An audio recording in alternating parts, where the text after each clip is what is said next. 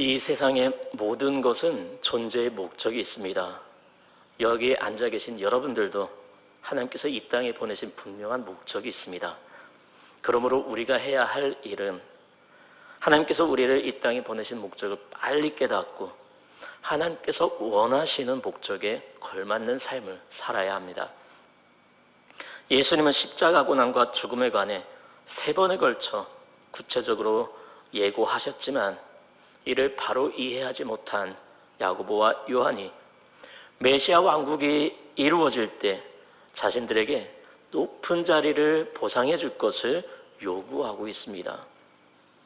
예수님은 온 인류의 구원을 위해 저주받은 그 십자가에 달려 돌아가실 순간이 가까워 오고 있었음에도 불구하고 여전히 제자들은 예수님의 메시아 사역의 본질을 이해하지 못하고 있었고 그로 인해 지극히 세속적인 권력 욕심에 사로잡혀 있었음을 보여주고 있습니다. 그들은 지상의 메시아 왕국을 꿈꾸며 서로 더 높은 자리를 차지하겠다는 그러한 욕망에 사로잡혀 있었습니다. 그러므로 예수님께서는 메시아께서 이 세상에 오신 목적을 이해하지 못한 채 자리 다툼에만 빠져있는 이 제자들을 향해 또다시 자신의 오신 목적과 그와 관련한 섬김의 교훈을 주실 수밖에 없었습니다. 그러나 제자들은 이 교훈마저도 당시에는 깨닫지 못하다가 주님께서 죽으셨다가 부활하신 후에야 깨닫게 되지요. 예수님은 근본 하나님이시지만 인간의 형체를 입고 이 땅에 오셔서 대속의 제물로 죽기까지 낮아지시고 속죄의 사역을 감당하셨습니다. 그리고 철저하게 겸손과 섬김의 삶의 모범을 제자들에게 또 오늘날 우리 성도들에게 교훈하고 계십니다. 오늘 우리는 이러한 본문을 통해 예수님께서 이 땅에 오셔야만 했던 그 이유를 살펴보고 대림의 의미를 되새겨보는 시간 되시기 바랍니다. 먼저 32절에 보면 예수님께서 예루살렘으로 올라가고 계시다는 사실을 밝히고 있습니다. 그런데 이처럼 예루살렘을 향해 나아가시는 이 예수님을 보고 함께 따르는 사람들이 놀라고 두려워하고 있음을 발견하게 되죠. 그렇다면 예수님과 함께 동행하고 있는 이 사람들이 예수님께서 예루살렘을 향해 가고 계신 것에 대해서 왜 두려워하고 있는 것일까요? 그 이유는 예루살렘에서는 예수님을 죽이려고 하는 자들이 기다리고 있었음에도 불구하고 예수님께서 제자들을 이끌고 앞서가신 것과 또 예수님의 그 비장한 자세 때문이었죠. 아마도 예수님의 제자들과 함께 동행한 무리들은 죽음의 그림자가 예수님께 드리워진 것을 느꼈을 것입니다. 예수님은 이미 자신의 고난받을 것과 죽음을 그리고 다시 살아날 것을 제자들에게 말씀해 주셨었죠. 하지만 제자들과 무리들은 주님의 부활의 약속은 기억하지 못하고 믿지 못하고 오직 주님께서 죽는다는 사실에만 집착을 해서 두려움에 사로잡힌 것입니다. 예수님은 이미 마가복음 8장 31절과 9장 31절에서 2차례에 걸쳐 십자가 고난과 죽음을 당할 것을 예고하셨습니다. 마가복음 8장 31절을 보면 이렇게 기록하고 있습니다. 인자가 많은 고난을 받고 장로들과 대제사장들과 서기관들에게 버림받아 죽음을 당하고 사흘 만에 살아나야 할 것을 비로소 그들에게 가르치시되 또 마가복음 9장 31절에는 이렇게 기록을 하고 있습니다. 이는 제자들을 가르치시며 또 인자가 사람들의 손에 넘겨져 죽임을 당하고 죽은 지 3일 만에 살아나리라는 것을 말씀하셨기 때문이더라. 그렇습니다. 예수님은 자신이 대제사장들과 서기관들, 즉 종교 지도자들에게 넘겨지고 모진 고난을 받으신 후에 죽게 될 것이며 또한 3일 만에 다시 살아나게 될 것이라고 이미 가르쳐 주셨습니다. 그리고 이제 예루살렘을 향해 올라가시면서 다시 한번 순환을 당하실 것이라고 33절과 34절에서 말씀하고 계십니다. 여러분, 대제사장이 어떤 사람들이죠? 그들은 아론의 후손으로서 대제사장 직분을 계승한 사람들이시죠. 그들은 성전의 감독으로서 제사 드리는 일과 봉헌된 제물의 회개를 맡았고 또 백성들의 송사를 판결하는 일도 맡았습니다. 그리고 대제사장의 가장 큰 임무는 1년에 한 번 대속죄일에 지성소에서 백성의 죄를 속하기 위해 제사 드리는 일을 맡았습니다. 즉 그들은 신약시대의 이스라엘 종교 지도자들이었던 것이죠. 그런데 받으신 그 사실을 1년에 한 번 대속죄일에 지성소에서 백성의 죄를 속하기 위해 제사 드리는 일을 맡았습니다. 즉 그들은 신약시대의 이스라엘 종교 지도자들이었던 것이죠. 그런데 예수님께서 대제사장들에 의해서 고난을 받으신 그 사실을 생각을 해보면 어린 양으로 제물이 되신 예수님을 하나님께 드리는 그 역할을 함에 있어서 대제사장들은 그들의 역할을 다했다고 생각을 해볼 수가 있을 것입니다. 이는 예수님을 대제사장들에게 팔아넘겼던 가룟 유다가 있었기 때문에 예수님께서 순환을 당할 수 있었던 것과 같은 맥락이죠. 가룟 유다는 예수님을 대제사장들에게 팔아넘긴 죄악을 저질렀지만 가룟 유다의 역할은 분명 필요한 것이었습니다. 마찬가지로 대제사장들도 예수님을 죽음에 이르게 하는 죄악을 저질렀지만 그들의 역할은 반드시 필요했던 것이죠. 어쩌면 그들의 이러한 필요성 때문에 사도신경에서도 대제사장을 언급하지 않았던 것이 아닐까요? 하지만 그럼에도 불구하고 이러한 악한 역할을 우리는 피해야 합니다. 아무리 그 역할이 필요해도 내가 저지를 필요는 없는 것이죠. 예수님을 팔았던 유다는 결국 씻을 수 없는 악의 대명사가 되고 말았습니다. 어찌됐든 오늘 본문에 나타난 예수님의 세 번째 순환 예고는 앞서 소개된 두 차례의 예고와 비교할 때에 훨씬 더 구체적인 내용을 담고 있습니다. 즉 유대교 지도자들이 예수님을 죽이기로 결정한 후에 이방인들의 손에 넘겨주게 될 것이고 또한 예수님께서 이방인들의 능욕과 침뱉음과 채찍질을 당하실 것이라는 사실을 분명하게 말씀하고 있습니다. 이처럼 예수님은 자신의 희생 사역에 대한 의미를 제자들에게 가르치고 계시죠. 예수님은 인간의 죄를 대속하기 위해서는 자신이 십자가를 지시고 죽으셔야 함을 알고 계셨습니다. 그리하여 예수님은 아무런 주저함이 없이 고난의 현장인 예루살렘으로 앞장서 나아가심으로써 자기 희생의 본을 보여주셨죠.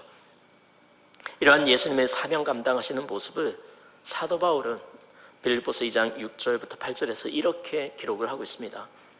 그는 근본 하나님의 본체시나 하나님과 동등됨을 취할 것으로 여기지 아니하시고 오히려 자기를 비워 종의 형체를 가지사 사람들과 같이 되셨고 사람의 모양으로 나타나사 자기를 낮추시고 죽기까지 복종하셨으니 곧 십자가에 죽으심이라. 아멘. 그런데 오늘 말씀을 자세히 살펴보면 예수님은 하나님의 속죄 사역을 감당하시려고 순환을 예고하셨는데 제자들은 어떻게 하면 높은 사람이 될 수가 있을까? 어떻게 하면 으뜸이 될 수가 있을까? 라는 생각으로 섬김을 받으려는 욕망에 사로잡혀 있음을 볼 수가 있습니다. 35절에 보니까요, 세베대의 아들 야고보와 요한이 예수님께 자신들이 구하는 것을 주실 것을 요구하고 있습니다. 주의 영광 중에서 우리를 하나는 주의 우편에 하나는 좌편에 앉게 하여 주옵소서라면서 영광을 구했죠. 야고보와 요한은 베드로와 함께 늘 예수님을 가깝게 모시고 다녔습니다. 사실 육신적으로는 야고보와 요한은 예수님의 이종사촌이죠. 그러므로 어쩌면 베드로보다도 예수님과 자기들이 더 가까운 관계라고 생각을 했을지 모르겠습니다. 그런데 오늘 우리가 읽지는 않았지만 28절부터 31절을 보면 예수님께서 베드로에게 자신을 따른 대가로 집과 전토를 100배나 상급으로 주실 것을 언약하신 모습을 볼 때 그들은 경쟁심이 일어나서 서로를 시기하고 있었을지도 모르겠습니다. 아마도 그들은 그럼 우리는 뭐하나? 우리는 베드로보다 더 귀한 상급을 차지해야 되는 것 아니야? 하고 생각을 하면서 예수님께 자신들의 영광을 구하지 않았을까 생각을 합니다. 학자들은 다른 제자들과는 달리 야고보와 요한의 가정은 비교적 넉넉했던 것으로 추측을 하지요. 실제로 마가복음 1장 20절에 의하면 그들의 부친 세베드는 일꾼들을 둘만한 신분이었습니다. 그리고 마가복음 16장 1절을 통해서 그의 모친은 비싼 향품을 쉽게 구할 수 있는 능력이 있었다는 것도 알 수가 있습니다. 이와 같은 신분적인 차이와 예수님의 친척이라는 관계로 그 관계로 인한 우월감이 야고보와 요한이 예수님 다음으로 제일 높은 자리에 앉아야겠다라는 생각을 갖게 되었을 것입니다. 만약 예수님의 제자들이 경쟁심을 가지고 자리 차지를 하기 위해 힘쓰는 것이 아니라면 41절의 말씀처럼 나머지 10제자들이 굳이 화를 낼 이유가 없었을 것입니다. 하지만 10제자들도 야고보 형제와 똑같이 공을 세워서 이름을 떨치고자 하는 그러한 마음이 있었기 때문에 그들은 시기심에 차서 분하게 여겼습니다.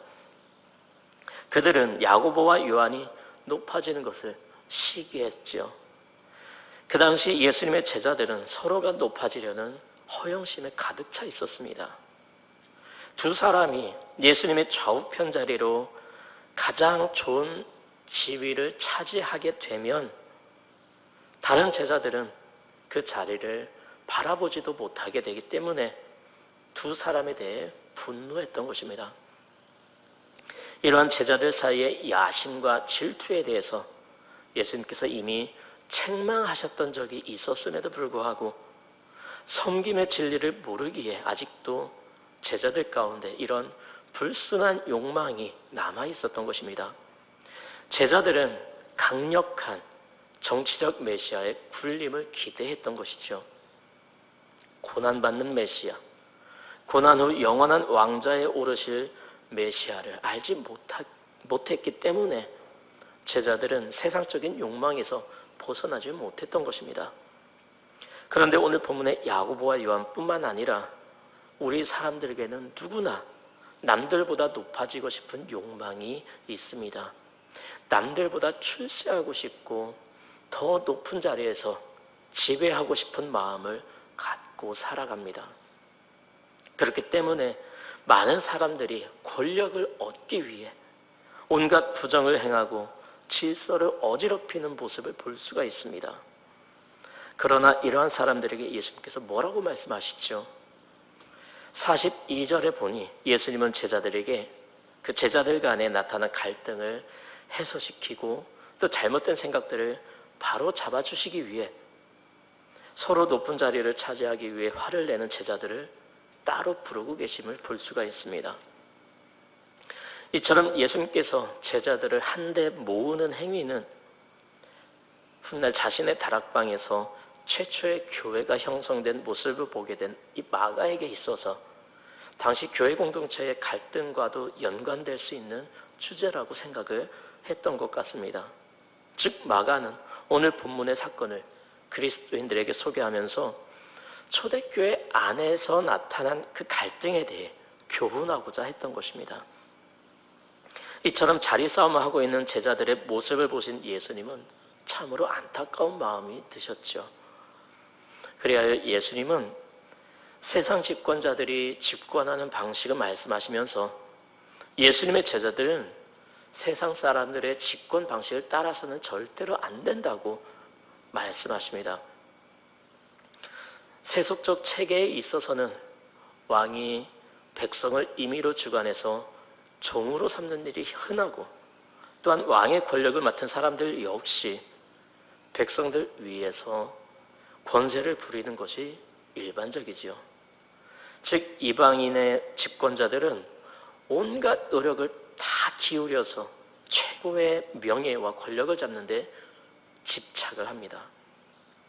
그리고 일단 권력을 취득하면 그것을 악용해서 백성들을 압제하는 것이 그들의 집권 방식임을 예수님은 지적하셨습니다. 그러나 권세는 하나님께로부터 말미암는 것입니다. 그러므로 권력을 탐하여 높은 자리에 앉고자 하는 제자들에게 이렇게 가르치셨죠. 섬기는 자가 되라. 종이 되라. 죽어야 한다. 이는 예수님처럼 속죄 사역에 동참하라는 말씀입니다. 그러나 안타깝게도 제자들은 깨닫지 못하고 끝까지 영광만을 바라보고 구했습니다. 오늘 이 시대를 살아가는 교회와 성도들은 예수님의 말씀에 귀를 기울여야 합니다. 예수님처럼 서로 섬기며 종이 되는 삶을 살아야 합니다. 마태복음 16장 24절 25절에서 예수님 이렇게 말씀하시죠. 이에 예수께서 제자들에게 이르시되 누구든지 나를 따라오려거든 자기를 부인하고 자기 십자가를 지고 나를 따를 것이니라. 누구든지 제 목숨을 구원하고자 하면 잃을 것이요 누구든지 나를 위하여 제 목숨을 잃으면 찾으리라. 이 말씀에서 우리는 자기를 부인해야 한다는 말씀에 귀를 기울여야 합니다. 예수님을 따르고자 하는 사람들은 누구든 자신을 내려놓을 수 있어야 합니다. 그러나 사실 자신을 내려놓고 자기를 부인하는 일은 결코 쉬운 일이 아닙니다. 어떤 사람에게는 죽기보다 더 싫은 일이라고도 말을 하지요. 그렇습니다. 나를 내려놓는 것은 결코 쉬운 일이 아닙니다. 하지만 그럼에도 불구하고 예수님은 그렇게 해야 한다고 말씀하고 있습니다. 그것이 예수님을 따르는 길이기 때문이죠. 예수님께서도 자신을 내려놓는 삶을 사셨기 때문입니다. 예수님은 45절에서 자신이 이 땅에 오신 목적에 대해서 설명하고 계십니다. 이 목적을 위해 예수님은 자신을 내려놓으셨습니다. 자신의 생명까지도 포기하셨죠. 그렇습니다. 하나님은 속죄 사역을 위한 대속물로 예수님을 이 땅에 보내셨습니다.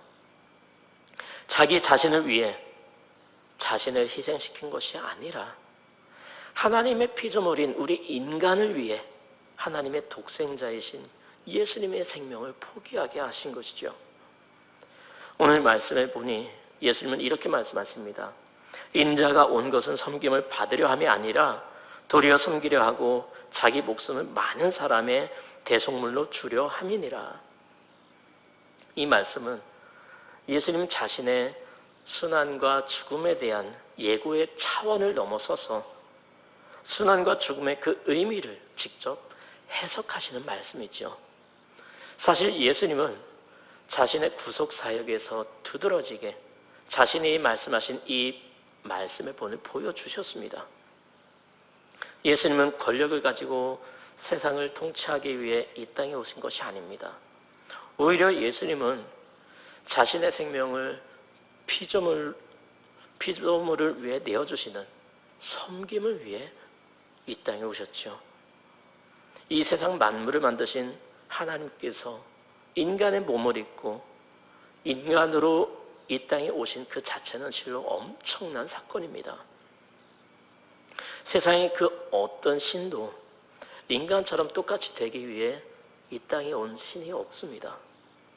오직 하나님만이 인간의 몸을 입고 완전한 인간이 되셨습니다. 그런데 이처럼 하나님께서 인간이 되신 그 자체가 자기 자신을 내려놓는 엄청난 겸손인데, 피조물인 인간을 위해 자신의 생명을 내어놓는 것은 실로 가장 완벽한 섬김인 것입니다. 그런데 이처럼 자신의 목숨을 버리시기까지 낮아지시고 섬기신 그 목적은 바로 하나님의 뜻에 순종함에 있었습니다. 즉 섬김보다 하나님께 순종함에 더욱 큰 의미가 있는 것이죠. 그러므로 성도들의 삶에 있어서 참된 섬김이란 하나님의 뜻에 순종하는 것이라고 할 수가 있습니다. 그것은 자의적으로 인간의 생각대로 하나님을 섬기는 것이 아니라 하나님의 명령에 따라 행하는 것입니다. 예수님은 섬김의 도라고 하는 중요한 하나님의 나라의 원리로부터 자신을 제외시키지 않으셨습니다. 예수님 자신이 그 섬김의 본을 직접 보여주신 것이죠. 자기 자신이 하나님이시면서 왕이신 예수님은 자신의 생명을 인간의 죄에 대한 희생물로 내어주심으로 인간을 섬기셨습니다. 자기 자신의 죄가 아닌 피조물의 죄에 대한 그 희생 제물이 되신 것입니다. 이러한 예수님의 모습을 통해 우리는 섬김의 본을 배우게 됩니다. 이러한 예수님의 죽으심은 겸손의 절정이었습니다. 이러한 예수님의 섬김을 통해 우리는 구원을 받게 되었지요. 이것이 예수님께서 이 땅에 오신 목적이었습니다. 그런데 이러한 섬김은 예수님만의 사역으로 그치는 것이 아니라 오늘 예수 그리스도를 믿고 따르는 우리 모든 성도들의 사명이기도 합니다. 우리는 예수님처럼 이웃을 섬김을 통해 그들을 구원의 길로 인도할 수가 있습니다. 물론 우리가 죽음으로써 직접 그들에게 구원을 베풀 수는 없지만 그들을 구원의 길로 인도할 수가 있습니다. 그러면 어떻게 이 사명을 감당할 수가 있을까요? 먼저 예수님처럼 하나님의 주권을 인정해야 합니다. 하늘과 땅의 모든 권세가 주님께 있습니다. 이것을 인정하는 것이 믿음이고 진정한 신앙입니다. 그리고 이를 위해 힘써 기도해야 합니다. 예수님은 십자가의 속죄 사역을 감당하기 위해서 힘쓰고 애쓰며 간절히 기도하셨습니다. 기도는 자신의 상황과 여건의 변화에 초점을 맞추는 것이 아니라 예수님처럼 하나님의 뜻을 구하는 기도를 해야 하는 것입니다. 기도의 실패가 결국 고통으로 이어진다는 교훈을 우리는 예수님을 3번이나 부인한 이 베드를 통해서 발견할 수가 있죠. 예수님께서 이 땅에 오신 목적은 자신을 희생하여 인류를 구원하시고자 함이었습니다. 지금 우리는 대림절이라는 이 절기를 보내고 있습니다. 이 절기에 예수님께서 이 땅에 오신 그 이유와 목적을 다시 한번 깊이 묵상하시기 바랍니다. 그리하여 자신을 희생함으로 우리 인간을 사랑하셨던 그 주님을 본받아 우리들 역시 자신을 희생하여 우리의 이웃들에게 예수님의 사랑을 전하며 증거할 수 있는 기쁘고 복된 삶이 되실 수 있기를 주님의 이름으로 축복합니다.